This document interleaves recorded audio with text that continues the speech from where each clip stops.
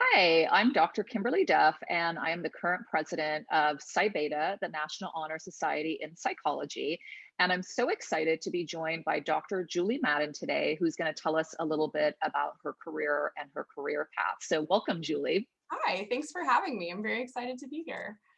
Absolutely. So, why don't we start out? Maybe you could kind of tell us your educational journey, how you got started to become a psychologist. Sure, it was a very indirect path, I guess I would say. So I was a person who didn't really have a lot of academic aspirations out of high school. I was just kind of like, I want to get a job that I can do and I can travel and like kind of go from there. And so I started doing the courses for nursing at my community college. Um, I had a family incident and one of my family members ended up in a hospital and I went to go visit them and like the smells in the hospital hit me and I was like nauseated and I was like, Oh, oh my gosh. And then I was like, am I really going down the right path? If like I get into this environment and I'm physically ill, am I really doing what's best for me? But the whole time that I was going to community college and, trying to do the stuff for nursing, I was taking psychology classes as my for fun classes. Like those were the classes I'd schedule them in the morning so that I'd get to campus and then I'd stay on campus for the rest of my classes in the afternoon. Like those were my fun classes. And I realized like maybe I could make a career out of what I've been doing as these like for fun classes electives. Um, and so I ended up getting my gen ed IGETC certification at Cabrillo College, and then I transferred to UC Santa Cruz. And I worked in a lab there that did language research. And I fell in love with it. And I was like, okay, this is really cool. Because on the one hand, I was kind of like, okay, maybe psychology would be a really good degree to have, as well as my physical sciences, because I was still considering going into physical therapy. I have an extensive ballet career under my belt before I even got to college. And so I was like, I kind of want to marry these two things. But no, I found that psychology is so much more broad and so much more interesting. And I even found a way to marry my love of ballet with studying language and communication. So a lot of my early research was on nonverbal communication of emotion. And it was looking at like what are the types of movements that communicate sorrow and communicate these things. And it just launched me on this path of like, how does experience impact our language use and our understanding? And I just went off and took off, and it was great. So that led me to studying embodied cognition through the lens of language processing and communication. And that took me to Florida State University, where I worked with Dr. Mike Kaschak. And we did a lot of things like action sentence compatibility and kind of looking at how action might facilitate processing of different components of sentences. And so that was really what my graduate career was about. And then through that, realized that I really, really like teaching. And so I was able to do some training as a graduate student to teach lecture courses. And I found that that was really something that I felt passionate about. And so when I completed my PhD, I was on the job market specifically for lecturing positions. And now I'm here at UT Chattanooga and I'm teaching and I'm still doing some research, but I'm really focusing on my students. And I find it ridiculously rewarding. that's exciting. I love hearing that you were able to take something that you were doing before your ballet. We could have a whole interview Oh yeah, about we could ballet. have a whole different conversation about that. Yeah. That you took that, so you were able to take your two passions. And then I love hearing you say that the psychology courses were fun, right? Because that's one of the things we always share with students is if you're doing well at something and you really enjoy it, like it doesn't feel like it's work, Right. that's probably a great career path that you should follow. So I think that's really fabulous that that kind of got you started Yeah, yeah. in Oh, it's totally psychology. like haphazard. And I'm like, well, I keep taking these psych classes. I'm like 2 courses away from being able to declare that as my associate's degree and then like move on. So I was like, wow, may as well. I'm really liking this. So I hear you talk a little bit about some of the research you do. So you're a cognitive psychologist. Could you maybe share with our audience what exactly is a cognitive psychologist? So cognitive psychology is ridiculously broad. It's all about the mechanisms that go on in our head. It goes into learning and memory. It goes into language acquisition and comprehension. It goes into reasoning and decision making.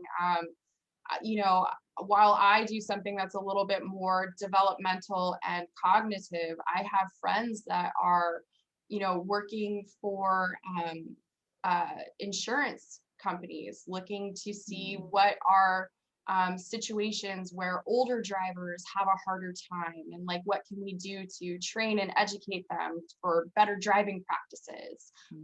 You know, some of my friends do public service announcements for area transit. So when they put in a new roundabout, how do you get people to understand how to utilize this new thing in the road? Another thing that the same friend of mine works on is announcements for the public on how to safely stop and respect like the stop signs that come out on elementary school buses, right? Like how do you deliver that information effectively to the population so that you reduce the number of collisions and accidents and what have you throughout the course of the year. So there, it's broad, but my advisor and I used to joke that, you know, cognitive is all about how a person thinks. What are they thinking about? What are they paying attention to and perceiving? And you really can't have the other areas of psychology without having some focus on how is your brain processing these things? And so, you know, we're a little bit elitist, but we're kind of like, you know, you can't have the other areas of psychology without having cognition. Because it has to do with just how are you thinking about a situation? What are the factors that go into your decisions? How is your attention located? Are you perceiving everything that's there? Or are you missing something? So it's a ridiculously broad area, but it just has more to do with what are we internally kind of going on and what's going on in our heads in like the most basic way. Well, thank you. No, that's a really good way of thinking about it, and I think it's exciting for people to hear the applications, right? So outside of the lab, how Mhm. you can use cognitive psychology to improve people's lives, right? Right, So we're actually right, doing something with this research. So that's really right. interesting to hear. Right. Oh, there's a ridiculous amount of research that has come out of learning and memory that now goes into cognitive psychology textbooks that give you strategies to be a better student, right? How do you take notes? How do you become an active note taker? And how is that different than rote rehearsal and flashcards? And how does that long-term impact your retention of the material and your ability to think critically about it? So, you know, it's a very, very broad area, but it all is just focusing on these like internal mechanisms. Well, I can definitely see your passion for the field. You're very excited about cognitive I love it. psychology, Yeah. which Not a is lot of great. people love cognitive, but I love cognitive. So what you touched a little bit about some of the research that you do on language and nonverbal communication. So what does kind of a typical day look like for you? So what is your work life like in terms of teaching, in terms of research that you're doing? Right. So generally, because I'm a lecturer, a lot of my day, a majority of my day is focused on preparing lecture materials, working with students. I also advise graduate teaching assistants who teach our statistics labs and things like that. So helping our graduate students to become better instructors themselves. That's something that I kind of oversee as well as teaching my own courses. In terms of my research right now, I'm actually involved in kind of this idea of the replication crisis. So a lot of the work that I did in graduate school has come under question. And there's a lot of people who are kind of like, well, is it really what you think it is? And so I've been involved in, mass meta-analyses that include 18 labs across the world who are looking at some of these different effects that we've reported earlier on in embodied cognition, and kind of breaking it down and saying, okay, what is going on here? So a lot of my work now is working on book chapters that go into like the Rutledge handbooks for different things, right? So I have a chapter that recently was accepted for publication that looks at kind of this idea of theory and practice, and creating best practice for replication, and just kind of controlling different elements of the laboratory so that you can get as pure a result as possible. So that's kind of where my focus is currently, but we'll see where that goes. So that's exciting. So you're primarily teaching then and educating students about cognitive psychology and yeah, research. my classes range from positive psychology, which I hadn't taught before coming to UTC, which I actually find very engaging, very interesting. And there's a lot of ways to apply cognition to positive psychology, or vice versa. I do teach the cognitive psychology class. I'm teaching the sensation and perception class, as well as research methods, and then advising our graduate students in teaching the statistics labs. Well, that's a lot of prep, but that's great because, like you said, cognition kind of infiltrates, right, all of those different classes. So it sounds like you'll be able to share a lot of the research that you've been working on too. Yeah. So not every campus is going to have an undergraduate course directly in cognition. So what would be your advice? So say there's a student watching this interview today and they say, wow, this sounds really exciting. I want to do what she's doing. This is really fun. What kind of advice would you have for an undergraduate who wanted to learn more about the field of cognitive psychology? That's a good question. If you don't have access to an introductory cognitive course, it's a little bit more difficult to kind of find the pieces. But one thing to consider is think about all of the amazing things that humans are capable of in terms of their thoughts and actions, and think about the ones that you are most interested in. Are you interested in what causes people to make the decisions that they make? And that can lead you into a more specified area of like decision making. Another good resource is TED Talks. TED Talks really do have a wide variety of content, and you can look at things like false memories. Elizabeth Loftus does a really great TED Talk about her research on false memories and the implications for our justice system, and what does it mean to have a false memory? How easy is that to happen? And what does that mean for the validity or the weight that we give eyewitness testimony in criminal proceedings?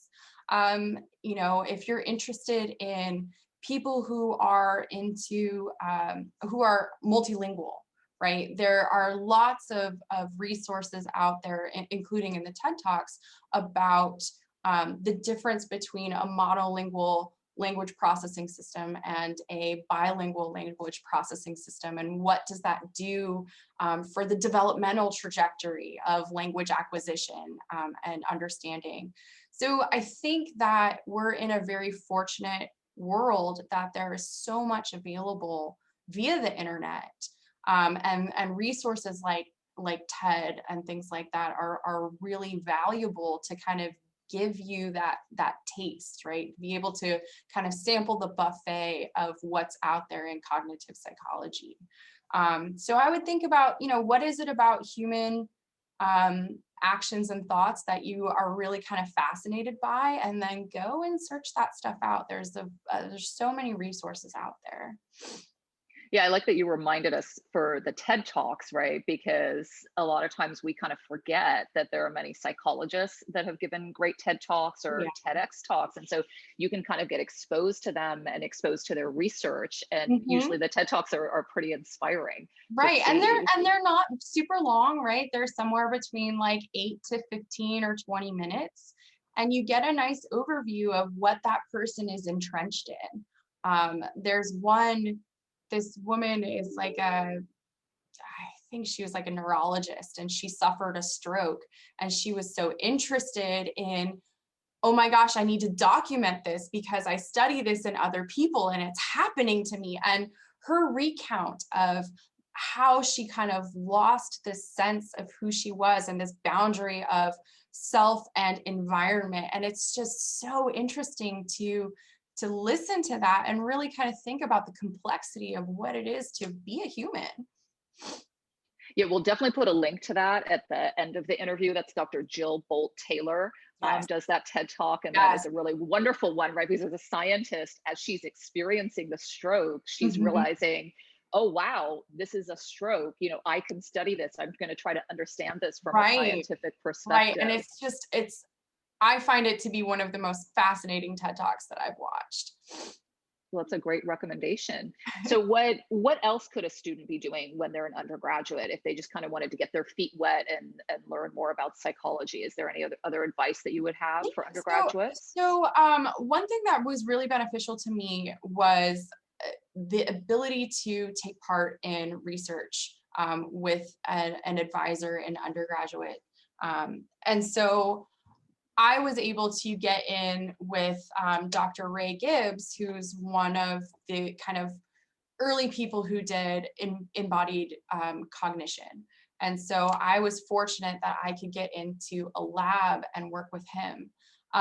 There were other labs that I worked in too, other researchers who were doing things. And, you might not be doing the glamorous stuff of actually presenting work at a conference, but even doing the day-to-day of like data entry for the analysis for the project, it really gives you an idea of the type of questions that researchers are asking, and are you interested in those questions, and do you have follow-up questions to that? And kind of being able to have that dialogue with your faculty advisor can be very helpful in getting different information about cognitive psychology or whatever actually they're doing. It's a really great resource to kind of get exposed to that topic and then have the ability to ask questions and get more out of that experience.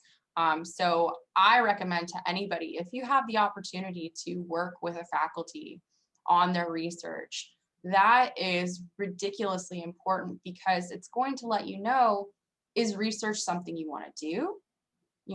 Are you super like invested in this, and do you find the process of kind of this puzzle of hypothesis testing to be fascinating? Or are you more of like, I like to consume what is out there in the world, and I kind of like to break that down into a more accessible way? And you might find that maybe teaching is something that you're interested in, or maybe you're not interested in either of those things and you're like, what else can I do?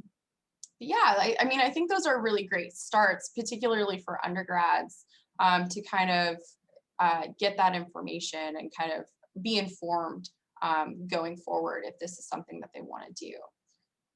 And I think, yeah, that's really important advice, right? So no experience is wasted, right? Because if you end up doing research in a lab and you find out you love it, that's wonderful. But if you end up working in some other research lab or maybe volunteering in a mental health facility and you realize maybe this is not a good fit for me, that's a Right. valuable experience too, right? Because then you can say, Exactly. maybe I'm not going to keep pursuing that particular profession. So, Right, right. Or maybe you're like, I really like psychology, but this type of psychology, maybe you're like, cognitive really isn't my thing, but maybe there's a developmental component to the research project you're on. And you're like, I'm more interested in that.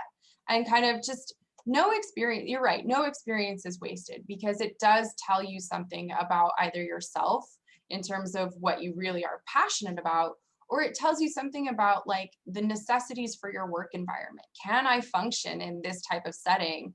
Am I happy doing this kind of thing? And is this something that I want to commit to?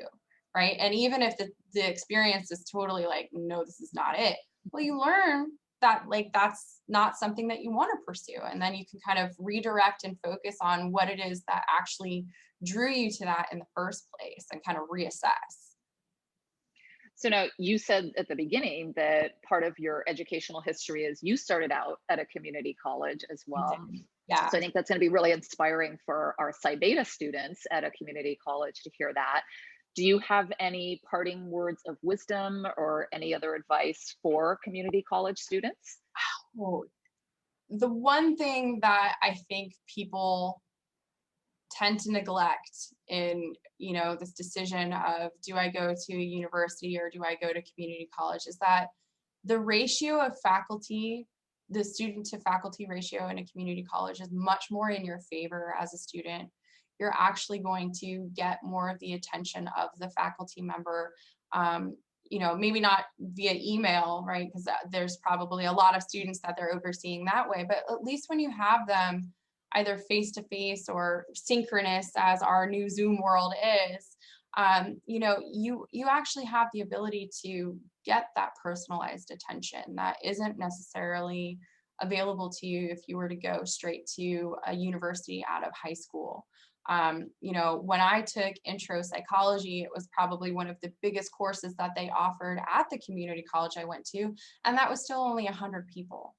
Right. My best friend out of high school went to UC Santa Barbara, took her intro psychology class, and she's like, I'm one of 500. I'm like, whoa, like your professor wouldn't even recognize you walking down the hallway, let alone know your name. You know, so I think that really community college, you have to remember it is a community, right? And it is more of that relationship between faculty and students. And I think that, you know, you might kind of think, oh, well, I'm only going to community college, but there are so many people who adjunct at a university who also teach at the community college. So oftentimes, if you look at who's teaching the courses, you're getting a comparable education to those, you know, gen ed courses at the university, but you're getting it in a much more accessible and personal manner. And I think that that's a value that not a lot of people think about when they're making these decisions of university versus community college. A lot of people are looking at the financial bottom line and they're like, well, the units are cheaper, but you also have to realize that there's this other major benefit of smaller class sizes, more personalized attention from your professors, and that ability to create a relationship to then network into either the upper level courses if you transfer to the university, or networking through potential internships through the knowledge that your community college professors have. So I think it's a lot more than just the bottom line, right? Your financial bottom line. There's a lot more of a benefit to going to community college. And it just takes like thinking about it or recognizing what the environment at the university actually looks like and being like, wow, this is so different. Well, thank you for that. I think that's a really positive note for us to end on. So I want to thank you so much, Dr. Madden, for taking the time to speak with us today. Yeah, I've no definitely problem. learned a lot about your field, and it's Wonderful. very exciting.